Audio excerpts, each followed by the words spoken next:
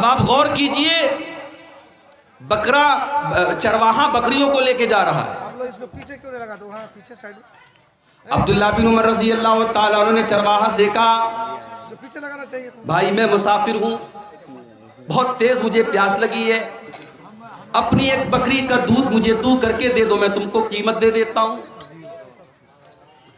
چرواہا بولا کہ معاف کیجئے گا، یہ بکریاں میری نہیں ہیں، میرا کام صرف چرانا ہے، مجھے اس کی سروس دی گئی ہے، میں آپ کو بکریوں کا دودھ نہیں دے سکتا کیونکہ یہ میری ملکیت نہیں ہے. آج ہم اور آپ کو شکایت ہوتی ہے نا کہ سرکاری آفیسوں میں لوگ رشوت لیتے ہیں. کیوں لیتے ہیں؟ کرپشن کیوں ہے؟ بھرشٹاچار کیوں ہے؟ بدعنوانی کیوں ہے؟ سب کی بنیاد یہی ہے میرے پیارے بھائیو، تقوی نہیں ہے، اللہ کا ڈر نہیں ہے. وہ چرواہا، اس نے کوئی ڈگری حاصل نہیں کی ہے، کوئی پڑھا لکھا انسان نہیں ہے وہ، مگر اسے پتا ہے کہ صحیح کیا ہے اور غلط کیا ہے. اس نے کہا معاف کیجئے، میں ان بکریوں کا دودھ آپ کو نہیں پلا سکتا، مجھے اس کی اتھارٹی حاصل نہیں. عبداللہ بن عمر نے دیکھا ایک چرواہے کے اندر اتنا اللہ کا ڈر کیسے پیدا ہو گیا. آپ نے آفر کیا اس کو آزمانے کے لیے، اس کے تقوی کا امتحان لینے کے لیے آپ نے ایک آفر کیا. آپ نے کہا اچھا ایک کام کرو، تم ایک بکری مجھے دے دو، میں بکری کا دودھ بھی دوں گا اور ضرورت پڑی تو میں ذبح کر کے اس کا گوشت بھی کھا جاؤں گا، اور تم کو میں پیسہ بھی دے دیتا ہوں، قیمت بھی دے دیتا ہوں. اب تمہارا مالک اگر سوال کرے تو تم کہہ دینا کہ راستے میں ایک بھیڑیا آیا تھا اور ایک بکری کو لے کے چلا گیا. تمہارا مالک بھی خاموش ہو جائے گا، تمہارا بھی فائدہ میرا بھی فائدہ. یہ آفر پیش کیا عبداللہ بن عمر رضی اللہ تعالیٰ عنہ نے. اب ذرا روایت کے الفاظ سنیے گا.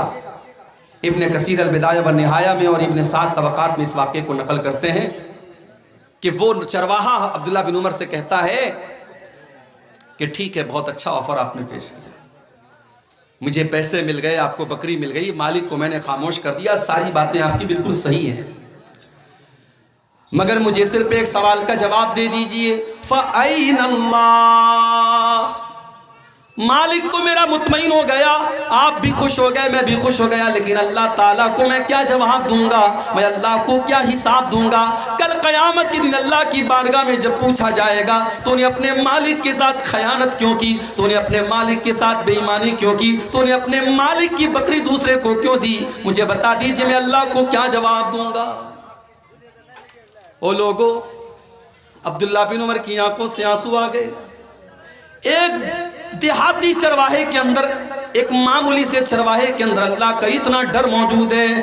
اس چرواہے کے مالک کا پتہ لگایا، اس کا مالک کون ہے، اور مدینہ کے اندر آ کر کے اس کی قیمت ادا کر کے اس کو آزاد کروایا.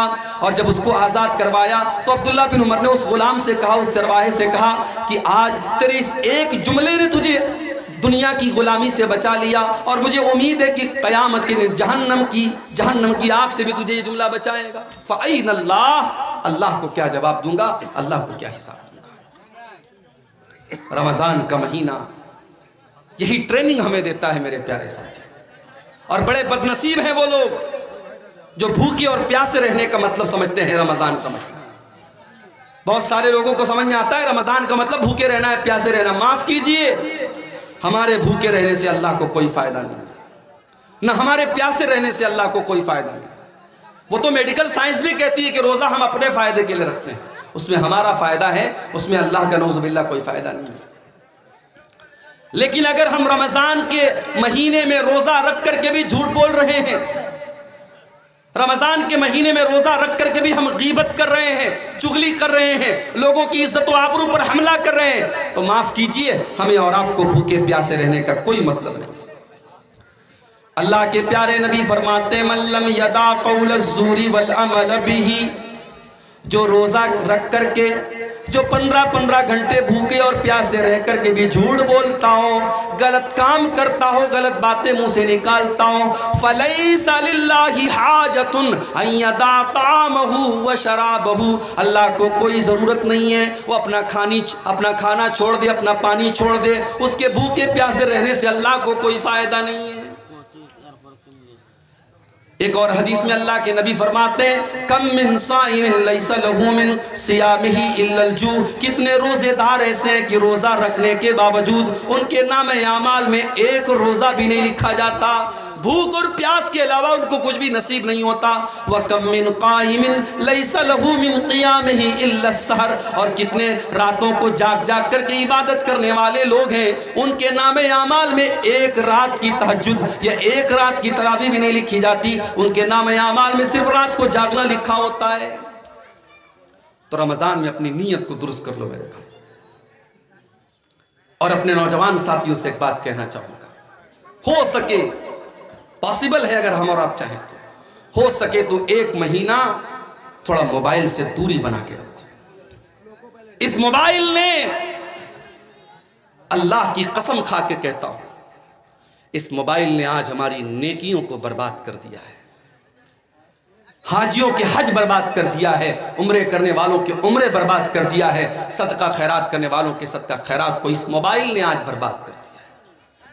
آپ پوچھیں گے وہ کیسے؟ آئیے میں ایک حدیث آپ کو سنا دیتا ہوں، حدیث سن لیجئے، آپ کو بات سمجھ میں آ جائے گی کہ موبائل کس طریقے سے ہماری نیکیوں کو کھا رہا ہے۔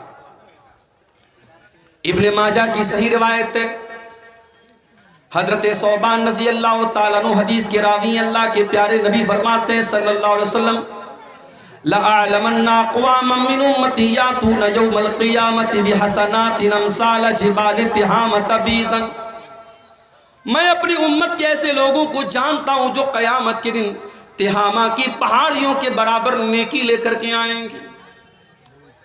نبی نے نیکی کا نام نہیں لیا، پہاڑوں کے برابر نیکی لے کے آئیں گے۔ اب جتنی نیکی ہم اور آپ جس کو نیکی سمجھتے ہیں اس کو آپ یہاں پہ مینشن کر دیجئے، ذکر کر دیجئے، نماز ہے، روزہ ہے، تلاوت ہے، اللہ کا ذکر ہے، صدقہ خیرات ہے، حج ہے، عمرہ ہے، پہاڑوں کے برابر نیکی لے کر کے آئے گا۔ وَيَجْعَلُهَا اللَّهُ عَزَّ وَجَلَّ هَبَاءً مَنْثُورًا، پہاڑوں کے برابر نیکیاں لے کر کے آئے گا، لیکن اللہ تعالیٰ اس کی نیکیوں کو ریزہ ریزہ کر دے گا، ہوا کی طرح اڑا دے گا، اس کی ایک نیکی بھی اللہ تعالیٰ کیوں قبول نہیں کی جائے گی۔ صحابہ ڈر گئے، پہاڑوں کے برابر نیکی لے کے آ رہا ہے اور ایک بھی نیکی اس کے کام نہیں آ رہی۔ صحابہ ڈر گئے، حضرت ثوبان رضی اللہ تعالیٰ عنہ نے فوراً کہا اے اللہ کے نبی صفہم لنا وجلہم لنا، صفہم لنا وجلہم لنا، اے اللہ کے پیارے نبی، کیا بات ہے مائک کچھ گڑبڑ ہو رہا ہے کیا؟ صفہم لنا وجلہم لنا، اے اللہ کے نبی ان بد نصیبوں کے بارے میں آپ کھل کر کے بتا دیجیے، وہ کون بد نصیب لوگ ہوں گے جو نیکیوں کا پہاڑ لے کر کے آئیں گے مگر ان کی نیکیوں کو اللہ تعالیٰ برباد کر دے گا۔ اے اللہ کے نبی آپ کھل کر کے بتا دیجئے تاکہ ہم ان میں سے نہ ہو جائیں۔ صحابہ نے یہ نہیں کہا کہ اے اللہ کے نبی وہ کون لوگ ہوں گے، ذرا بتا دیجئے تاکہ ہم ان کے اوپر فتویٰ لگا دیں۔ آج ہمارا اور آپ کا مزاج کیا ہے؟ ہم دوسروں پر فتویٰ لگاتے ہیں، پہلے اپنے گریبان میں جھانکنے کی ہمیں توفیق نہیں ملتی، ہم دوسروں پر فتویٰ لگاتے ہیں۔ صحابہ نے کہا اے اللہ کے نبی ہمیں بتائیے ہم ان میں سے نہ ہو جائیں۔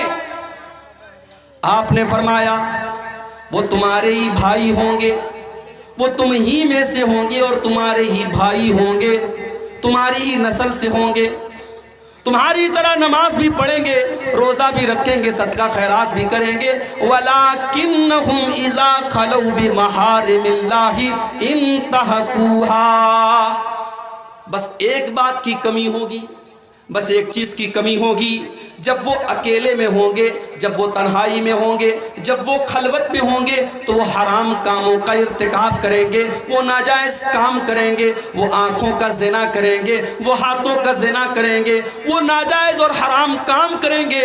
وہ بظاہر تو بڑے نیک ہوں گے، بظاہر تو بڑے روزے دار ہوں گے، وہ لوگوں کے سامنے تو بہت نیک اور بہت پرہیزگار ہوں گے، لیکن اکیلے میں ان سے بہت سارے گناہ سرزد ہوں گے۔ آج موبائل نے اسی مقام پر ہم کو لا کے کھڑا کر دیا ہے میرے بھائی۔ رات کے 12 بجے نوجوان لڑکا کھیتوں میں نکل کر کے کس سے بات کر رہا ہے کیا ہم نہیں جانتے؟ رات کو 2 بجے جوان لڑکی کسی سے چپکے فون پر بات کر رہی ہے، کس سے باتیں کر رہی ہے ہمیں اندازہ نہیں ہے۔ میرے پیارے ساتھیوں، اس موبائل نے آج بچوں سے ان کا بچپن چھین لیا۔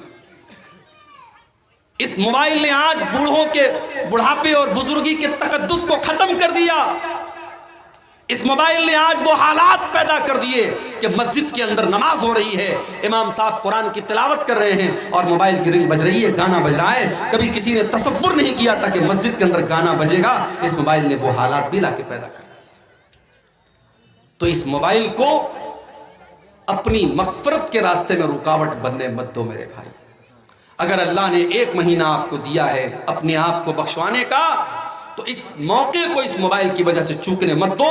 کوشش کرو، میں یہ نہیں کہتا کہ آپ موبائل بند کر دو، کرنا چاہو تو وہ بھی کر سکتے ہو بھائی، بہت بڑے کاروباری ہیں آپ، لیکن اگر آپ چاہیں 1 مہینہ موبائل کا استعمال کم کر سکتے ہیں۔ ممبئی کی سرزمین پر آپ سے بڑے بڑے بزنس مین لوگ رہتے ہیں۔ ممبئی میں ایک جگہ میں گیا، رمضان کا مہینہ تھا، ایک نوجوان شخص اعتکاف میں بیٹھا ہوا تھا۔ مجھے وہاں کے لوگوں نے بتایا، مولوی صاحب یہ جو اعتکاف میں بیٹھے ہیں آپ جانتے کون ہیں؟ کہنے لگے یہ کروڑ پتی آدمی ہے، کروڑوں کا بزنس ہے اس کا، مگر ہر سال یہ رمضان کے آخری عشرے میں اعتکاف میں بیٹھتا ہے اور اپنا موبائل دوسروں کو دے کر کے اپنے یعنی جو اس کے انڈر میں کام کرتے ہیں، جو ملازم ہوتے ہیں، ان کو دے کے جاتا ہے، اپنے پاس ایک پرسنل موبائل چھوٹا سا لے کے جاتا ہے کہ کبھی گھر والوں سے کوئی ضرورت پڑی تو بات کر لے، اور یہ 10 دن وہ اللہ کی عبادت میں گزارتا ہے۔ کرنا چاہو تو میرے پیارے پیارے بھائیوں بہت کچھ ہے۔ رمضان کا مہینہ اللہ کی طرف سے ایک تحفہ ہے بخشوانے کے لیے، اور بڑے بد نصیب ہیں وہ لوگ جو اس تحفے کی قدر نہ کریں۔ اللہ کے نبی منبر کے اوپر چڑھ رہے ہیں، پہلی سیڑھی پر آپ نے قدم رکھا، فرمایا آمین، دوسری سیڑھی پر قدم رکھا، فرمایا آمین، تیسری سیڑھی پر قدم رکھا، فرمایا آمین۔ صحیح ترغیب و ترہیب کی روایت ہے، آپ نے منبر کی 3 سیڑھیوں پر قدم رکھ کر کے آمین کہا۔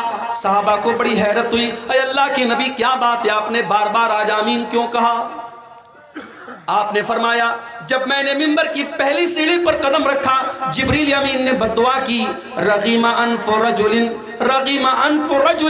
ادرک رمضان فلم یغفر لہ، اس انسان کے لیے بربادی ہو جس نے رمضان کا مہینہ تو پایا مگر اپنی بخشش نہ کروا سکا۔ رمضان کا مہینہ ملا اور اس کی بخشش نہ ہو سکی، بربادی ہو اس انسان کے لیے۔ جبریل نے بددعا کی، میں نے آمین کہا۔ دوسری سیڑھی پر قدم رکھا، جبریل امین نے بددعا کی، رغیم انف رجل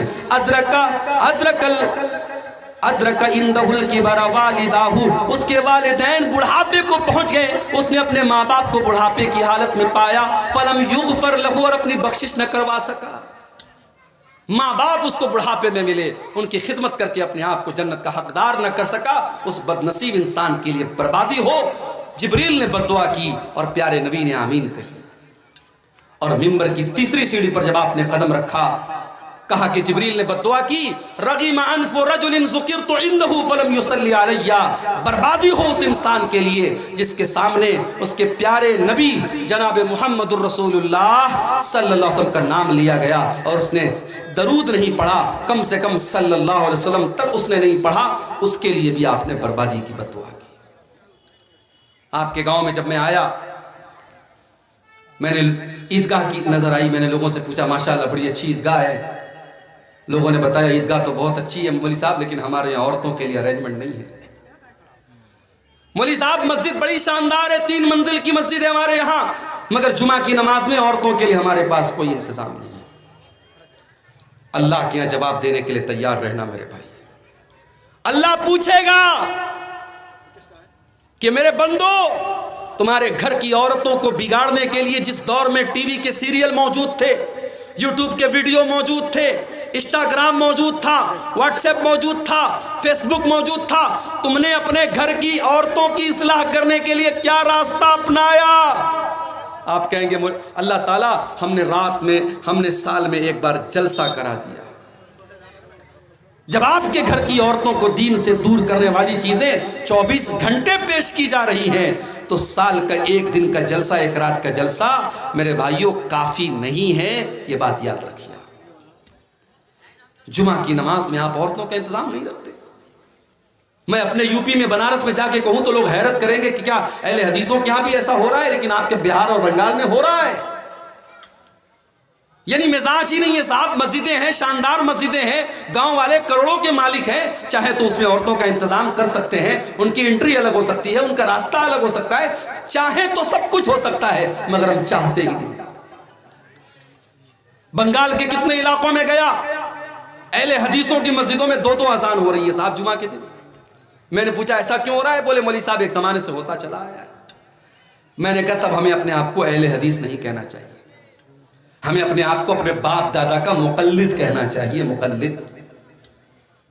ارے ہم نے اہل حدیثیت اسی لیے قبول کی ہے، ہم کسی کی تقلید نہیں کرتے. جب ہم نے امام ابو حنیفہ، امام مالک، امام شافعی اور امام احمد ابن حنبل جیسے بڑے بڑے اماموں کی تقلید نہیں کی تو اپنے باپ دادا کی تقلید کریں گے ہم؟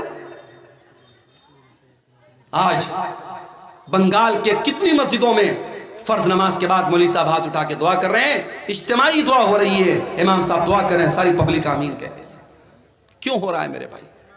یہ تقلیدی ذہن کیوں ہے آپ کے ہاں؟ رمضان کا مہینہ آ رہا ہے، کم سے کم آپ اپنی مسجدوں میں عورتوں کے لیے انتظام کراؤ میرے بھائی. میں آپ کی غیرت کو جگا رہا ہوں.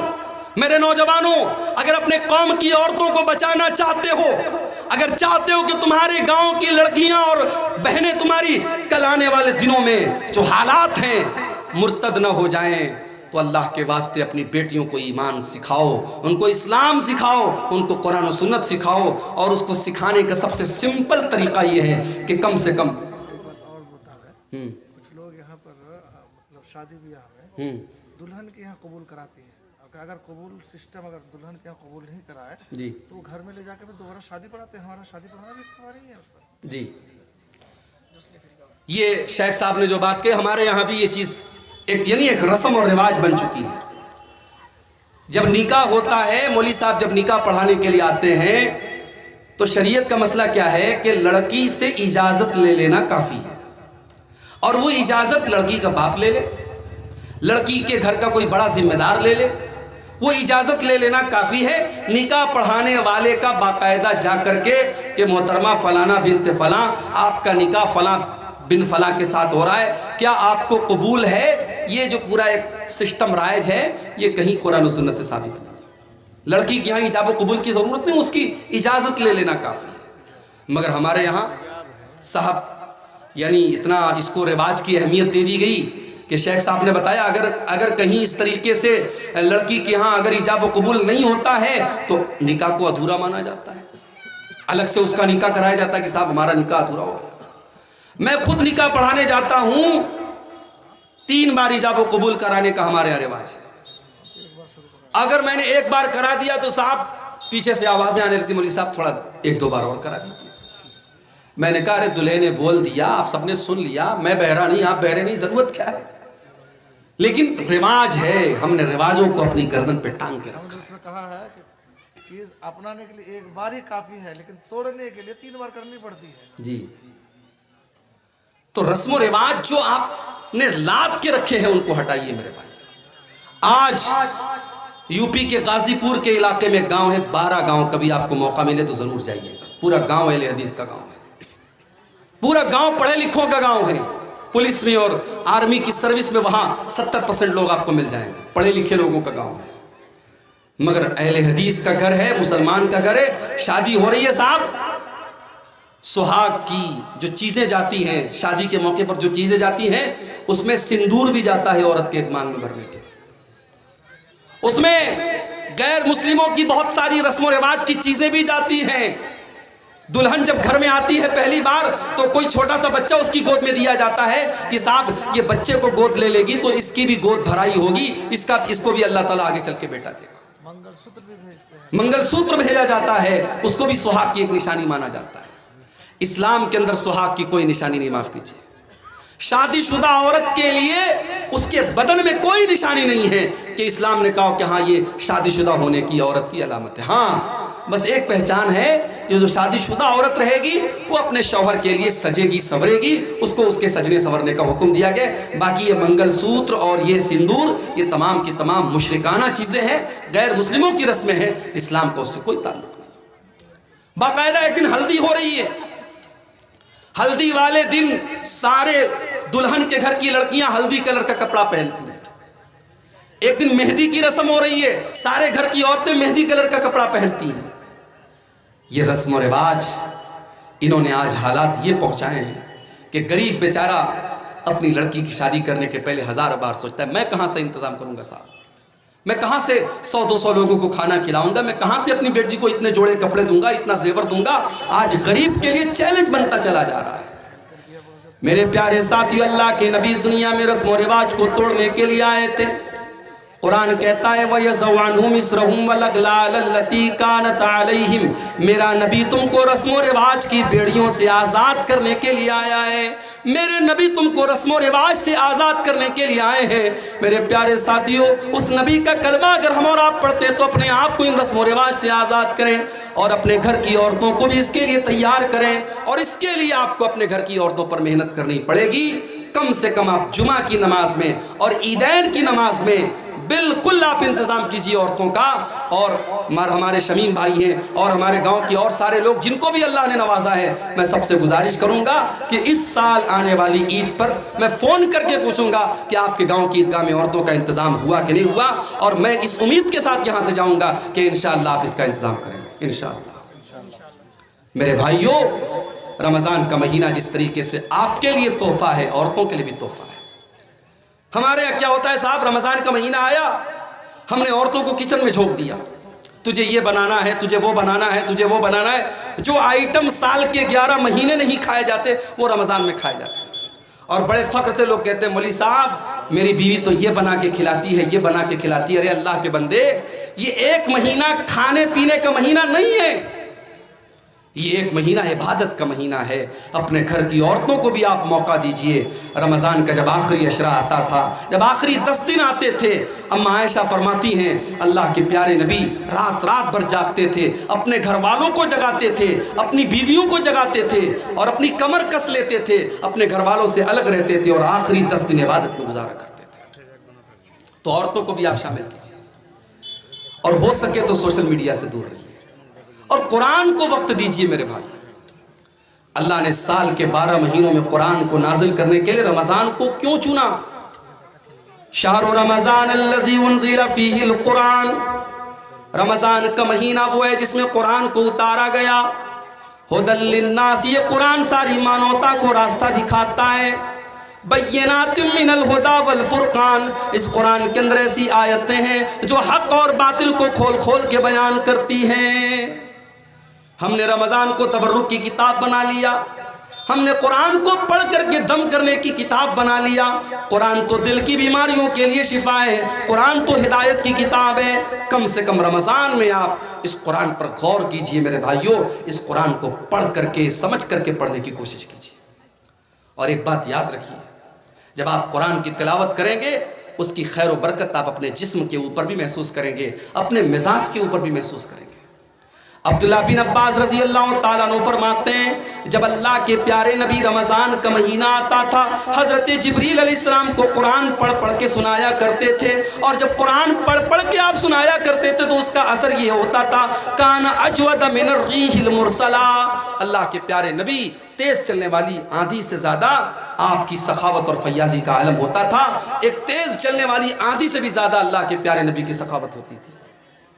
تو آپ قرآن کی تلاوت کو آپ آنے والے رمضان میں معمول بنائیے۔ اپنے نوجوانوں سے ایک بات کہنا چاہوں گا، رمضان کے مہینے میں آپ نے دیکھا ہوگا کہ بہت سارے نوجوان دن میں تو ماشاءاللہ روزہ رکھتے ہیں، رات میں بیٹھ کر کے موبائل پر الٹی سیدھی چیزیں دیکھتے ہیں۔ رمضان کا دن جیسے برکت والا دن ہے ویسے رات اس کی برکت والی ہے۔ اگر آپ رمضان کے دن میں اپنے آپ کو گناہوں سے بچا کے رکھتے ہیں میرے بھائیوں، تو رمضان کی راتوں کو بھی اپنے آپ کو گناہوں سے بچا کے چلیے۔ ارے ہم اور آپ خوش نصیب ہیں، ہمیں رمضان ملا ہے۔ جو لوگ ہم سے پہلے دنیا سے چلے گئے، اللہ نے ہم کو اور آپ کو ایک موقع دیا ہے کہ ہمیں اللہ نے ایک اور رمضان دیا ہے۔ نبی اکرم کا دور ہے، حضرت طلحہ رضی اللہ تعالیٰ عنہ فرماتے ہیں نبی اکرم کے دور میں دو لوگ تھے، دونوں ساتھ میں اسلام لائے، اور یہی واقعہ سنا کر کے بات ختم کروں گا کیونکہ مجھے بھی فوراً کٹیہار نکلنا ہے۔ دو بھائی تھے نبی کے دور میں، دونوں بھائیوں نے ساتھ میں اسلام قبول کیا، لیکن ایک بھائی دین کے معاملے میں زیادہ ایکٹیو تھا اور دوسرا اس کے مقابلے میں تھوڑا کم ایکٹیو تھا۔ ایک زیادہ محنتی تھا، ایک کم محنتی تھا، دونوں نے ساتھ میں اسلام قبول کیا تھا۔ حضرت طلحہ کہتے ہیں کہ ایک بھائی کا اللہ کی راہ میں شہادت ہو گئی، شہید ہو گیا، وہ جنگ کرتے ہوئے شہید ہو گیا۔ دوسرا بھائی اس کے 1 سال کے بعد اپنی نارمل موت کے ذریعے اس کا انتقال ہوا، نارمل اس کی ڈیتھ ہوئی، طبعی موت وہ مرا۔ ایک اللہ کی راہ میں شہید ہو رہا ہے جو محنتی تھا، جو تھوڑا کم محنتی تھا، وہ 1 سال کے بعد اپنی نارمل موت کے ذریعے اس کا انتقال ہوتا ہے۔ بڑے غور سے سنیے گا، اس واقعے کے ذریعے میں یہ ثابت کروں گا کہ ہم اور آپ خوش نصیب ہے کہ ہمیں ایک اور رمضان ملا ہے۔ جب دونوں لوگوں کا انتقال ہو گیا، حضرت طلحہ رضی اللہ تعالیٰ عنہ فرماتے ہیں کہ میں نے خواب دیکھا، خواب میں نے دیکھا کہ جنت سے ایک فرشتہ نکلا اور اس نے ان دونوں بھائیوں میں سے جس بھائی کا انتقال بعد میں ہوا تھا اس کو پہلے وہ جنت میں لے کے گیا، اس کے بعد وہ پھر واپس آیا، اور جس کا انتقال پہلے ہوا تھا، جو دین کے معاملے میں محنتی تھا، جو اللہ کی راہ میں شہید ہوا تھا، اس کو وہ بعد میں جنت میں لے کے گیا۔ اور پھر وہ فرشتہ میرے پاس آیا اور مجھ سے کہا کہ تیرے ابھی جنت میں جانے کا ٹائم نہیں آیا ہے۔ اس کے بعد حضرت طلحہ کہتے میری نیند کھل گئی۔ اب جب میں نے اپنا یہ خواب صحابہ کے سامنے بیان کیا تو صحابہ کو بڑی حیرت ہوئی کہ ایسا کیسے ہو سکتا ہے؟ اللہ کی راہ میں شہید ہونے والا اور اللہ کے دین کے لیے زیادہ محنت کرنے والا انسان بعد میں جنت میں جا رہا ہے، اور جو اس کے مقابلے میں کم محنت کرتا تھا اور جس کا انتقال بھی نارمل طریقے سے ہوا ہے وہ پہلے جنت میں جا رہا ہے۔ یہ بات صحابہ نے کہا ہم کو سمجھ میں نہیں آ رہی۔ جب یہ معاملہ اللہ کے پیارے نبی جناب محمد رسول اللہ صلی اللہ علیہ وسلم کے سامنے آیا، آپ نے فرمایا کہ کیا تمہیں تعجب ہو رہا ہے طلحہ کے خواب کے اوپر؟ صحابہ نے کہا تعجب ہو رہا ہے۔ آپ نے فرمایا جس کا انتقال 1 سال بعد ہوا تھا، الیس قد صلی فی السنۃ کذا و کذا، کیا اس کے نام اعمال میں 1 سال کی نمازیں اور زیادہ نہیں بڑھ گئیں؟ ہاں اللہ کے نبی بات تو صحیح ہے، 1 سال بعد اگر اس کا انتقال ہوا ہے تو 1 سال کی نمازیں اس کے نام اعمال میں اور لکھ دی گئیں۔ آپ نے فرمایا الیس قد ادرک رمضان، کیا اس کو جس کا انتقال 1 سال بعد میں ہوا ہے، کیا اس کی زندگی میں 1 رمضان کا مہینہ اور نہیں مل گیا؟ ہاں 1 رمضان کا مہینہ اور مل گیا۔ کیا اس نے 1 رمضان کے مہینے کے روزے نہیں رکھے؟ ہاں اللہ کے نبی اس نے 1 رمضان کے روزے بھی رکھے، اس نے تراویح بھی پڑھی، اس نے نیکیاں بھی کی۔ آپ نے فرمایا فکان ما بینہما ابعد مما بین الارض والسماء، آپ نے فرمایا جب اس کو 1 سال کا رمضان اور مل گیا، 1 مہینے کے روزے اور مل گئے، 1 سال کی نیکیاں اور مل گئیں، تو کان کھول کر کے سن لو میرے صحابہ، ان دونوں کے مقام اور مرتبے کے درمیان اتنی دوری پیدا ہو گئی کہ زمین و آسمان کے بیچ کی جو دوری ہے اس سے بھی زیادہ دوری پیدا ہو گئی۔ یہ ہے ہمارا اور آپ کا کی خوش نصیبی کہ اللہ نے ہمیں اور آپ کو 1 رمضان کا مہینہ اور دیا ہے۔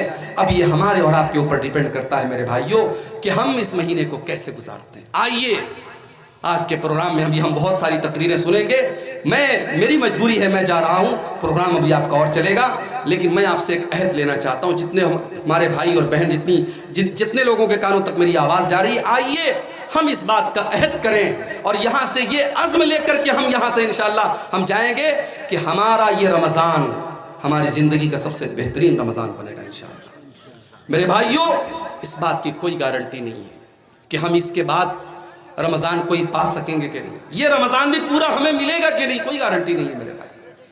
کب کون سا حادثہ آ جائے، کب کون سی بیماری آ جائے، کب کون سی مصیبت آ جائے اور ہم اور آپ اپنوں سے جدا ہو جائیں، اس لیے زندگی کی جتنی سانسیں ملی ہیں ان کو اللہ کو راضی کرنے میں گزار دیجئے اور اس رمضان کو اپنی زندگی کا بیسٹ رمضان بنا لیجئے۔ اللہ سے دعا ہے رب العالمین ہم سب کو اس کی توفیق عطا فرمائے۔